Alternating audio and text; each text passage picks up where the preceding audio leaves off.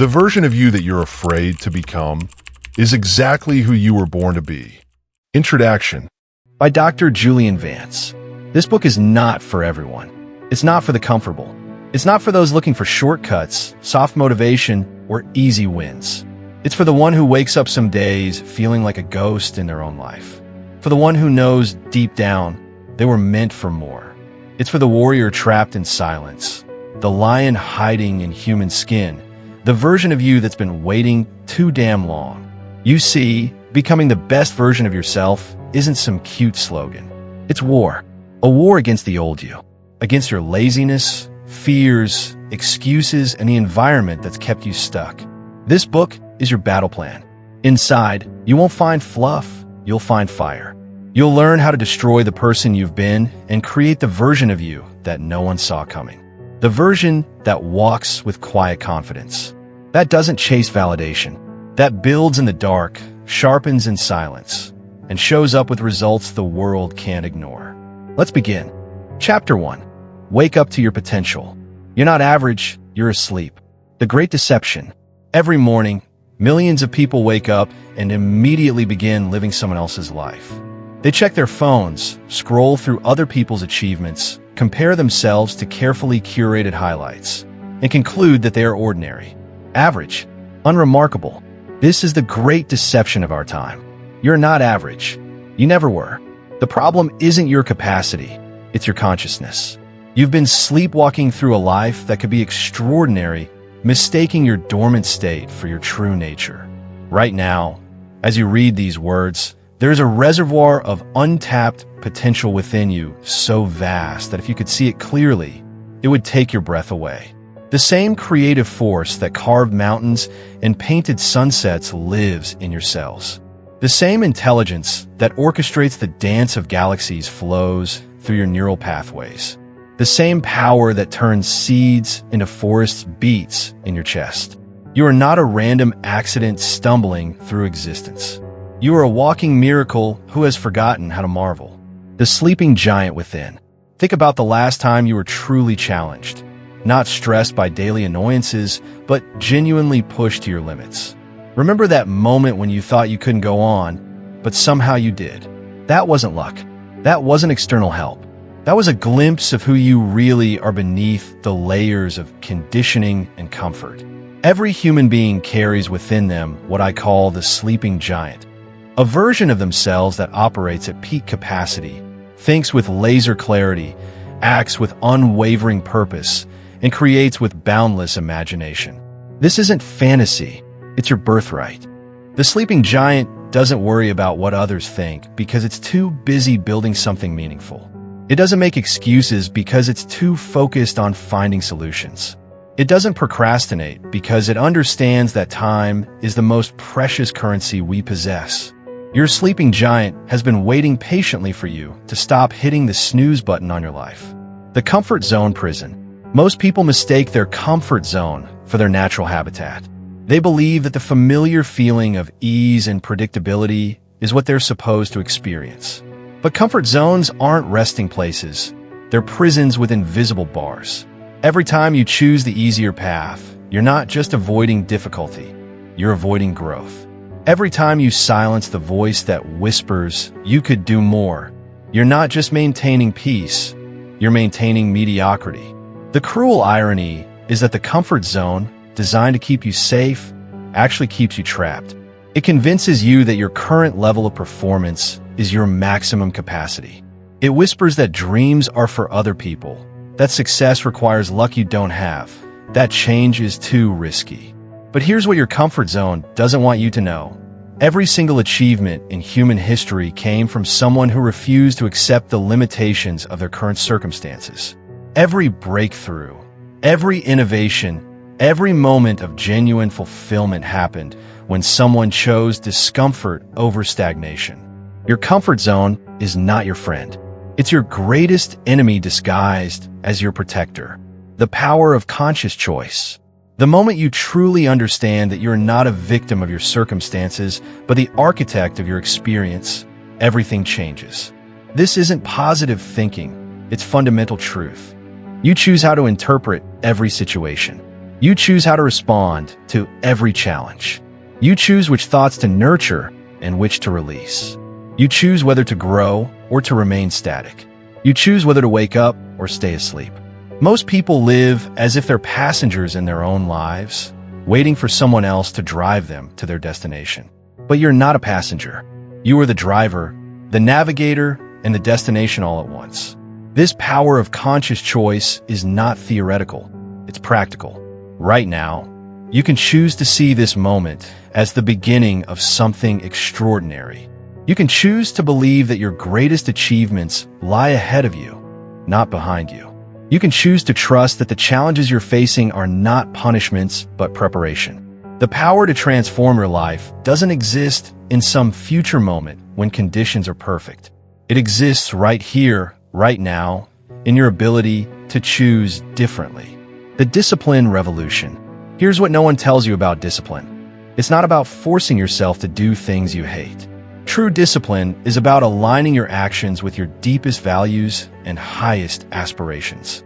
It's about loving your future self more than you love your current comfort. Every act of discipline is a deposit in the bank account of your potential. Every time you choose the harder right over the easier wrong, you're not just accomplishing a task, you're building character.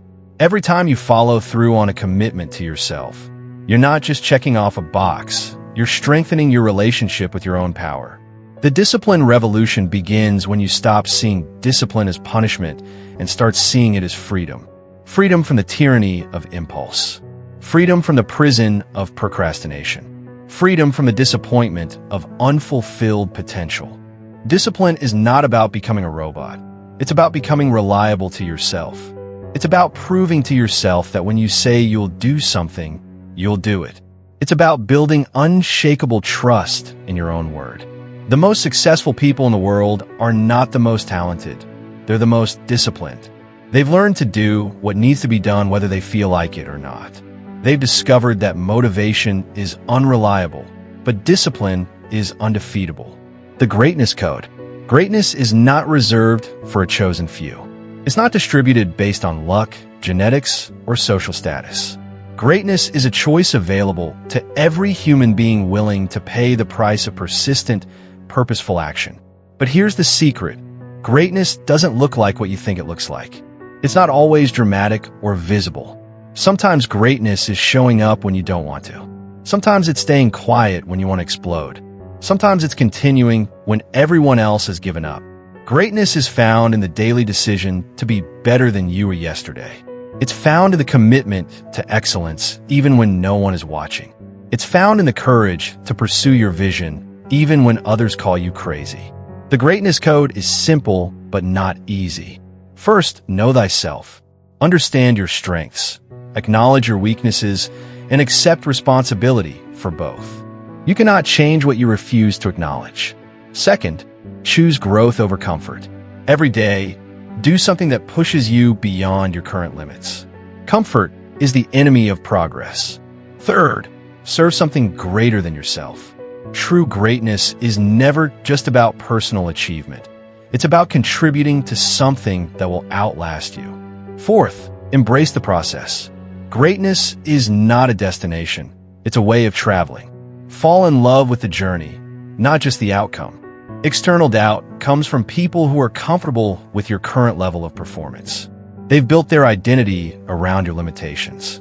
When you start to grow, it threatens their worldview. They'll tell you to be realistic, to slow down, to remember where you came from. Internal fear is your own mind's attempt to keep you safe. It will conjure every possible worst-case scenario. It will remind you of past failures. It will whisper that you're not qualified, not ready, not worthy. Systemic inertia is the gravitational pull of mediocrity. It's the 1,000 small forces that encourage you to blend in, to not rock the boat, to accept good enough. Understanding these forces is crucial because they're not going away. They're part of the price of admission to an extraordinary life. The key is not to eliminate resistance, but to expect it, respect it, and move forward anyway. The compound effect of small choices. Your life is not shaped by grand gestures or dramatic moments. It's shaped by the compound effect of small, seemingly insignificant choices made consistently over time. Every morning, you choose to get up or hit snooze. Every meal, you choose to nourish or indulge. Every interaction, you choose to build or tear down. Every thought, you choose to empower or diminish. These choices feel insignificant in the moment because their impact is delayed. But like compound interest, their effects accumulate exponentially. The person who reads 10 pages a day will read over 3,600 pages in a year. The person who exercises for 20 minutes a day will complete over 120 hours of fitness in a year. The compound effect works in both directions. Small negative choices compound into major limitations. Small positive choices compound into extraordinary results. Your potential is not unleashed through one massive effort, but through thousands of small efforts aligned toward a common purpose. The time perspective shift. One of the greatest barriers to awakening your potential is the illusion that you have unlimited time. This illusion creates a false sense of urgency, or rather, a false sense of non-urgency. But time is not unlimited. It's the most finite resource you possess. Every day that passes without progress toward your potential is a day that cannot be reclaimed. Every year you spend sleepwalking is a year that could have been spent creating. This isn't meant to create anxiety. It's meant to create urgency. Not frantic, desperate urgency, but focused, purposeful urgency. The urgency of someone who understands that their time is precious and their potential is waiting. The time perspective shift happens when you realize that someday is not a day of the week. When I have more time is not a real date on the calendar. After things settle down is not a legitimate strategy. The best time to plant a tree was 20 years ago. The second best time is now. Your potential awaits. As you finish reading this chapter, you stand at crossroads. You can close this book and return to the comfortable illusion of your limitations. You can tell yourself that these ideas are interesting but not applicable to your situation. You can add this to the pile of inspiring content you've consumed but never acted upon. Or you can choose to wake up. You can choose to see yourself not as you are, but as you could be. You can choose to believe that your greatest achievements are not behind you, but ahead of you. You can choose to trust that the power to transform your life exists within you right now. Your potential is not a distant possibility. It's a present reality waiting to be activated. It doesn't require perfect conditions or external permission. It requires only one thing: your decision to stop sleeping and start living. The alarm clock is ringing. The sun is rising. Your potential is calling. The question is not whether you can wake up to your potential. You can. The question is whether you will. Your future self is waiting. Your dreams are waiting. Your greatness is waiting. Wake up. Your time is now. In the next chapter, we'll explore how to build the foundational habits that will support your awakened potential. But first, you must make the choice to wake up. Everything else flows from this single, powerful decision. Chapter 2. Burn the old you. The phoenix must burn to emerge. Janet Fitch. The sacred fire of transformation. In the depths of silence, where the noise of the world cannot reach, a profound truth emerges. You cannot build a new life on the foundation of who you used to be. The path to becoming the best version of yourself requires more than addition. It demands subtraction. It demands the courage to burn the old you. This is not about self-destruction. This is about sacred demolition. Just as a gardener must pull weeds to allow flowers to bloom, you must eliminate what no longer serves you to make room for what will elevate you. The old you, with all its limiting beliefs, destructive habits, and toxic patterns, is not your enemy. It was once your survival mechanism, but what once protected you may now be imprisoning you. The architecture of your current self. Before you can burn the old you, you must understand what you're working with. Your current self is built on 3 foundational pillars. Beliefs, the stories you tell yourself about what's possible, what you deserve, and who you are capable of becoming. Habits, the automatic behaviors that consume your days and, ultimately, your life. Environment, the physical and social spaces that reinforce your current identity. These 3 elements work together in a continuous feedback loop. Your beliefs shape your habits. Your habits reinforce your environment, and your environment validates your beliefs. To transform, you must disrupt this cycle at every level. The archaeology of limitation. Most people live their entire lives without ever excavating the beliefs that govern their actions. These beliefs, often formed in childhood or during moments of emotional intensity, operate like invisible software running in the background of your consciousness. They determine what you see as possible, what you pursue, and what you avoid. Take a moment in the silence to identify your limiting beliefs. They often sound like, "I'm not good enough. Success requires sacrifice of happiness. I don't have what it takes. People like me don't achieve that. I'm too old/young/inexperienced/damaged." These beliefs didn't appear randomly. They were installed through experience, repetition, and emotional intensity. A harsh word from a parent, a failure that felt devastating, a comparison that left you feeling lacking. These moments become the building blocks of your internal prison. But here's the liberating truth. Beliefs are not facts. They're simply thoughts you've thought so many times that they feel real. And what was learned can be unlearned. The habit prison. Your habits are the daily votes you cast for the person you're becoming. Every time you choose to scroll instead of read, to complain instead of act, to avoid instead of engage, you're voting for a version of yourself that remains exactly where you are. The insidious nature of habits is that they feel comfortable. They require no conscious effort, no decision-making, no energy expenditure. They're the path of least resistance. But comfort is the enemy of growth. Your bad habits are not character flaws. They are coping mechanisms that have outlived their usefulness. The habit of procrastination once protected you from the pain of potential failure. The habit of people-pleasing once kept you safe from rejection. The habit of negative self-talk once prepared you for disappointment. But these protective mechanisms have become prisons. They no longer serve you. They limit you. The environmental trap. Your environment is not neutral. It is either supporting your growth or enabling your stagnation.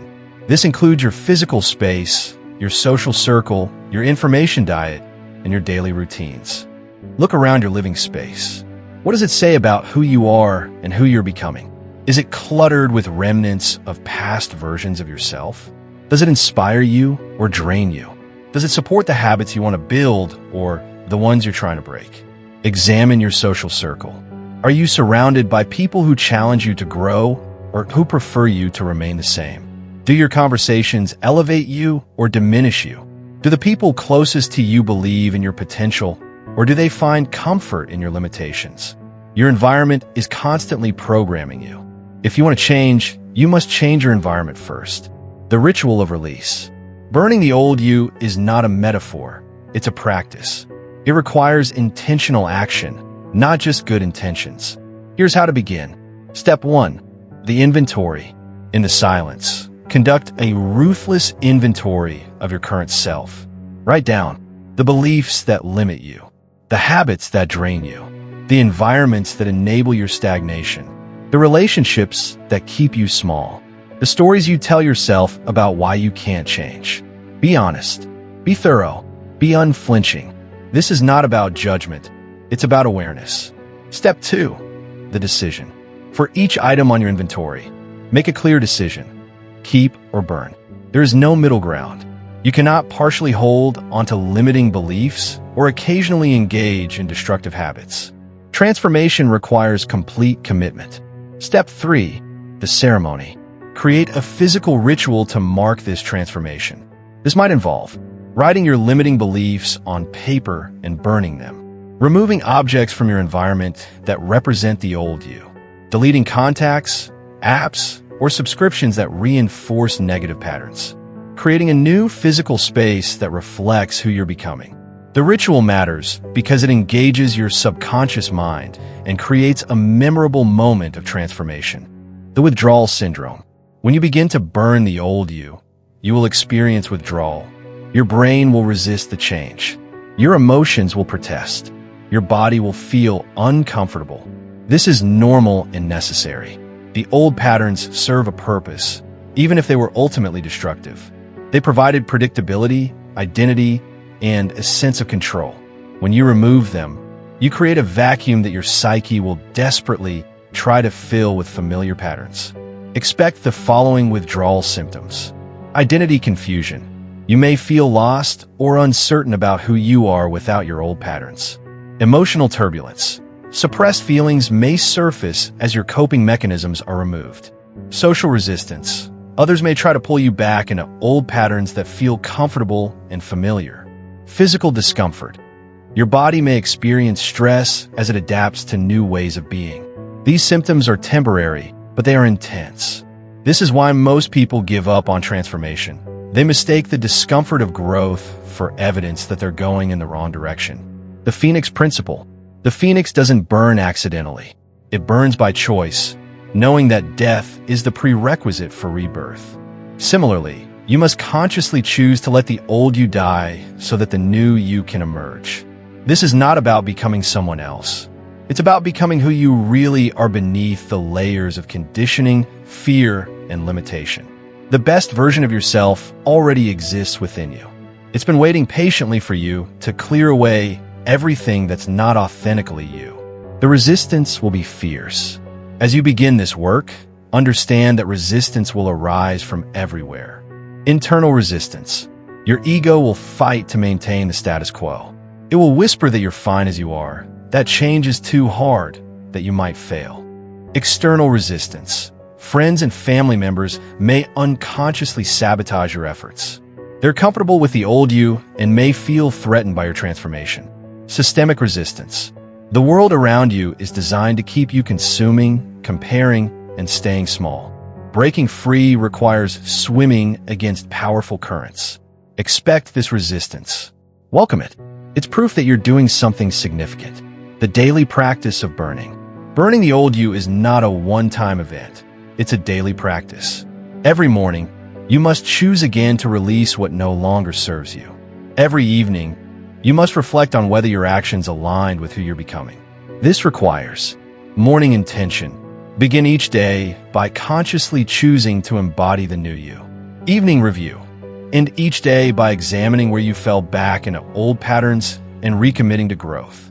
Weekly purge. Regularly examine your environment, relationships, and habits to ensure they align with your transformation. Monthly reflection. Step back to assess your progress and adjust your approach as needed. The courage to disappoint. One of the most challenging aspects of burning the old you is the courage to disappoint others. When you change, you may no longer fit into the boxes that others have created for you. You may no longer play the roles that others expect you to play. It can be deeply uncomfortable. Human beings are wired for connection and belonging. The fear of rejection or abandonment can be overwhelming. But here's what you must understand. If your relationships can't survive your growth, they weren't really supporting you. They were using you. The right people will celebrate your transformation. They will be inspired by your courage to change. They will see your growth as permission for their own. The wrong people will resist, criticize, and try to pull you back down. The void between versions. There will be a period, perhaps weeks, perhaps months, when you feel caught between versions of yourself. The old you is dying, but the new you hasn't fully emerged. This is the void, and it's the most challenging part of the transformation process. In the void, you may feel uncertain about your identity, disconnected from your old life, unclear about your future direction, emotionally unstable, physically exhausted. This is normal. You are in the sacred space between who you were and who you're becoming. This is where transformation actually happens. Don't try to rush through it or fill it with distractions. Sit with the discomfort. Let it teach you. The emergence. When you consistently burn the old you, something miraculous happens. The new you begins to emerge. This doesn't happen overnight, but it happens inevitably if you persist. You'll notice thoughts that once felt automatic now feel foreign. Habits that once felt impossible now feel natural. Environments that once felt comfortable now feel limiting. Relationships that once felt necessary now feel optional. Dreams that once felt impossible now feel inevitable. This is the emergence of your authentic self, the person you were always meant to be beneath the layers of conditioning and limitation. The maintenance of transformation. Burning the old you is not a destination, it's a way of life. Even after you've experienced significant transformation, vigilance is required. Old patterns can resurface, especially during times of stress, uncertainty, or emotional intensity. Maintain your transformation by staying conscious. Continue to examine your thoughts, habits, and choices regularly. Protecting your environment.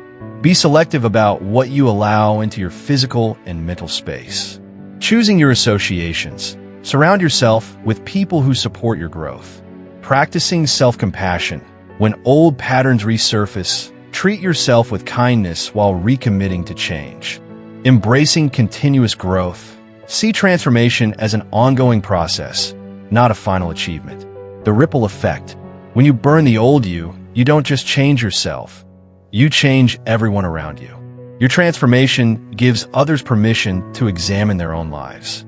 Your courage inspires others to find their own courage. Your growth creates space for others to grow. This is one of the most beautiful aspects of personal transformation. It's never just personal.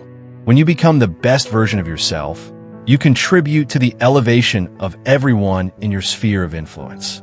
The sacred work. Burning the old you is sacred work. It requires courage, commitment, and faith in who you're becoming. It demands that you choose growth over comfort, truth over convenience, and possibility over predictability. This is not easy work. If it were easy, everyone would do it. But it is necessary work if you want to live a life that matters, if you want to contribute something meaningful to the world, if you want to look back on your life without regret. The call to action. In the silence, you can hear it, the call to burn the old you. It's the voice of your potential, waiting patiently for you to clear away everything that's not authentically you. It's the whisper of your dreams, asking you to become worthy of them. It's the song of your soul, reminding you that you came here to be more than you currently are. The fire is already burning within you. The question is, will you fan the flames or douse them with excuses, fear, and procrastination? The choice is yours, but choose quickly. Every day you delay is a day you remain less than who you're capable of becoming. Every moment you hesitate is a moment your potential remains unrealized. Burn the old you, not because it was wrong, but because it was incomplete. Not because it was evil, but because it was small. Not because it was broken, but because it was limited. Burn the old you so that the new you can emerge. Burn it with gratitude for what it taught you, with compassion for how it protected you, and with excitement for who you're becoming. The phoenix awaits. The fire is ready. The only question remaining is, are you? In the silence, you already know the answer. Trust it. Act on it. Begin today. The best version of yourself is not coming. It's already here, waiting for you to burn away everything that's not authentically you. The transformation begins now, in this moment, with this choice. Choose to burn. Choose to become. Choose to be the best version of yourself. The old you has served its purpose. It's time to let it go. In the silence, transformation begins. Chapter 3. Transform pain into power. The wound is the place where the light enters you. Rumi. The paradox of pain. In the depths of your darkest moments, when the weight of the world seems to crush your spirit, there lies a profound truth that most people never discover. Your pain is not your enemy. It is your teacher, your catalyst, and ultimately, your greatest source of power. Every scar tells a story. Every moment of suffering carries within it the seeds of transformation. The very experiences that seem to break you are often the ones that remake you into someone stronger, wiser, and more resilient than you ever imagined possible. But here's the crucial distinction. Pain is inevitable, but suffering is optional. The difference between those who are defeated by their hardships and those who emerge victorious lies not in the absence of pain, but in their relationship with it. The alchemy of adversity. Think of pain as raw material. In its unprocessed form, it's heavy, unwieldy, and seemingly useless. But when you learn the ancient art of transformation, the alchemy of adversity, you can transmute this base metal of suffering into the gold of wisdom, strength, and purpose. This transformation doesn't happen automatically. It requires intention, practice, and most importantly, a fundamental shift in perspective. Instead of asking, "Why is this happening to me?" you must learn to ask, "What is this teaching me? And how can I use this?" The 3 stages of transformation. Stage 1, acknowledgement. The first step in transforming pain is to stop running from it. Our natural instinct is to avoid discomfort, to numb ourselves, to pretend everything is fine. But pain acknowledged is pain that can be processed. Pain denied is pain that festers. Sit with your pain. Feel its weight. Understand its message. This isn't about wallowing or becoming a victim of your circumstances. This is about developing the courage to face your reality fully, without filters or false narratives. Stage 2, analysis. Once you've acknowledged your pain, you must become a detective of your own experience. What patterns do you notice? What lessons are embedded in your suffering? What strengths have you developed that you didn't know you possessed? Every failure contains within it the blueprint for a future success. Every rejection teaches you something about persistence and self-worth. Every loss shows you what truly matters. But these lessons only reveal themselves to those who are willing to look. Stage 3, action. Knowledge without action is merely intellectual entertainment. The final stage of transformation is taking what you've learned and using it to build something better. This is where pain becomes power. When you channel your hard-won wisdom into purposeful action. The fuel of champions. Look at any great achievement in human history, and you'll find pain at its origin. The most powerful innovations, the most moving art, the most profound discoveries, they all emerge from someone's struggle with adversity. Consider the entrepreneur who built an empire after losing everything. The artist who created their masterpiece while battling depression. The leader who changed the world after experiencing profound injustice. Their pain didn't disqualify them from greatness. It qualified them for it. The compound effect of struggle. Here's what most people don't understand about pain. It compounds. Every challenge you overcome makes you stronger for the next one. Every setback you recover from builds your resilience muscle. Every time you transform pain into power, you develop a deeper capacity for handling whatever life throws at you. This is why people who have faced significant adversity often seem unshakable. They've developed what psychologists call post-traumatic growth, the ability to emerge from trauma stronger and more capable than before. They've learned that they can handle more than they thought possible. The warrior's mindset. To transform pain into power, you must cultivate what I call the warrior's mindset. This isn't about being aggressive or combative. It's about approaching life's challenges with the mentality of someone who sees obstacles as opportunities for growth. A warrior doesn't seek out pain, but when it comes, they don't run from it. They face it head-on, learn from it, and use it to become more formidable. They understand that every battle, whether won or lost, teaches valuable lessons about strategy, endurance, and self-discovery. The 4 pillars of the warrior's mindset. 1. Acceptance over resistance. Warriors accept what is while working to change what can be changed. They don't waste energy fighting reality. They channel that energy into productive action. This doesn't mean passive resignation. It means strategic acceptance that allows for effective response. 2. Growth over comfort. Warriors prioritize growth over comfort.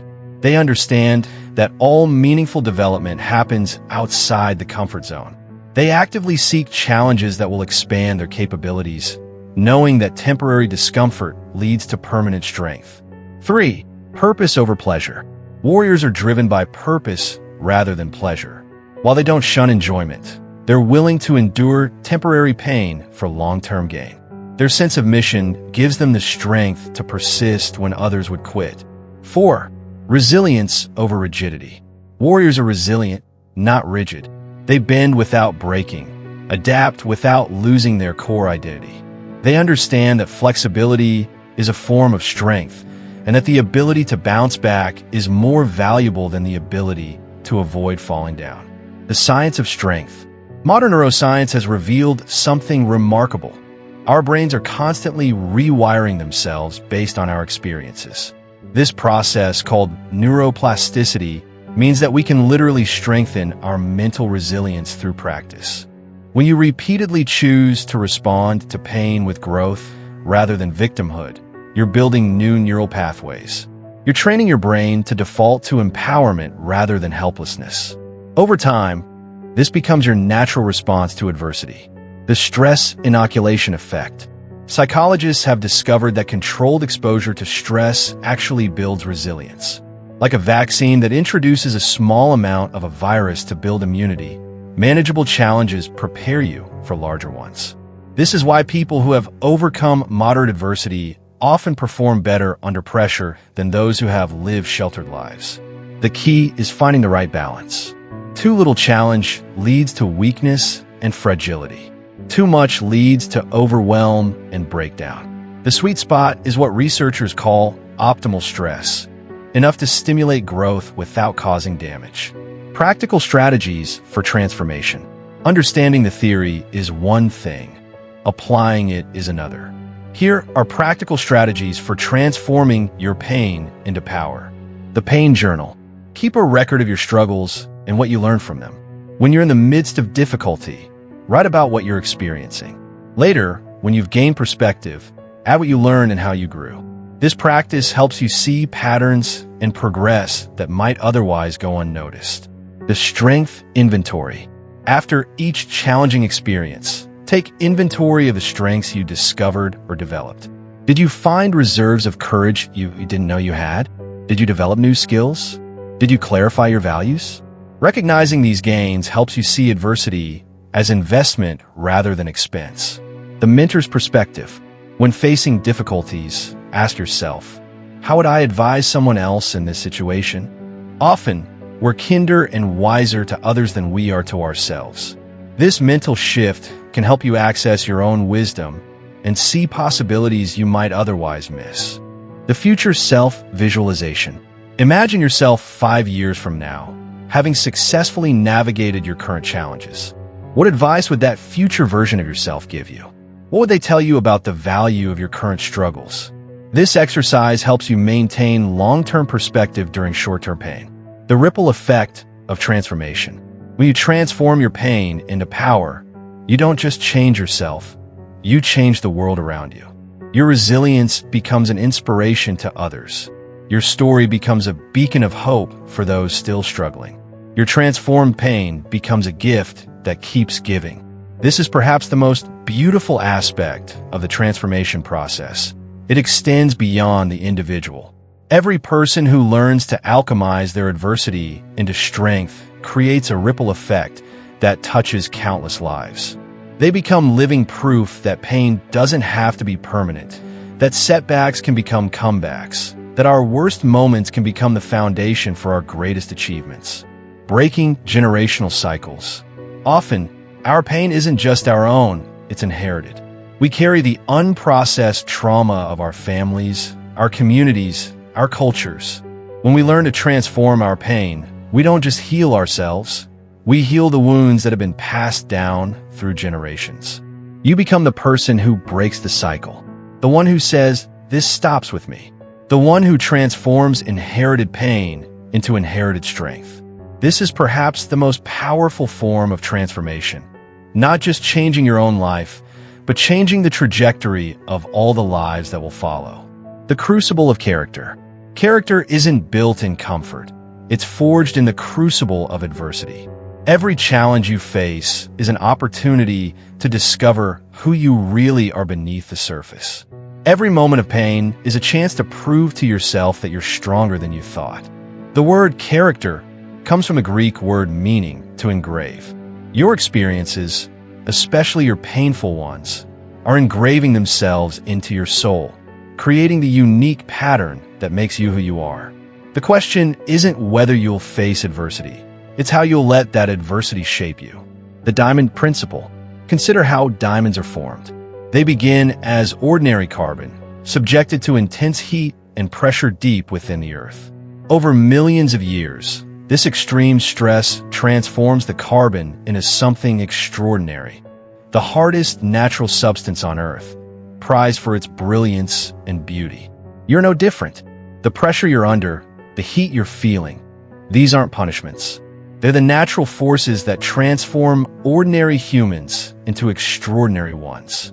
The intensity of your struggles is proportional to the magnificence of your potential. Living your legend. Every legend begins with someone who refused to let their pain define them. They chose instead to let it refine them. They understood that their greatest struggles would become their greatest strengths.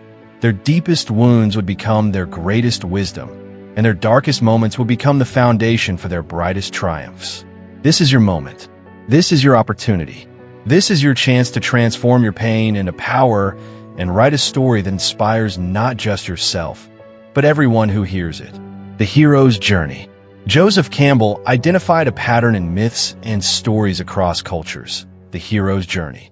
It always begins with a call to adventure, followed by trials and tribulations, and ultimately transformation and return. Your pain is your call to adventure. Your struggles are your trials. Your transformation is your triumph. You are the hero of your own story. The pain you're experiencing isn't the end of your journey. It's the beginning of your transformation. Every hero must face their darkest moment before they can claim their power. This is yours. The promise of power. Here's what I promise you. If you commit to transforming your pain into power, you will discover reserves of strength you never knew existed. You will develop capabilities that will astound you. You will become a force for good in the world, not in spite of your struggles, but because of them. Your pain has purpose. Your struggles have meaning. Your adversity has value. Not because suffering is good, but because you have the power to transform it into something extraordinary. The choice is yours. You can remain a victim of your circumstances, or you can become a victor through them. You can let your pain diminish you, or you can use it to fuel your greatness. You can curse your struggles, or you can thank them for making you stronger. The power was always within you. The pain simply revealed it. Your next step: take a moment now to identify one area of pain or struggle in your life. Apply the principles in this chapter. Acknowledge it fully. Analyze what it's teaching you. Then take one concrete action based on what you've learned. Remember, every master was once a disaster. Every expert was once a beginner. Every inspiration was once a desperate situation. Your pain is not your conclusion. It's your commencement. Transform your pain into power. The world is waiting for what you'll build from the ruins of your struggles. Your greatness is not despite your pain. It's because of it.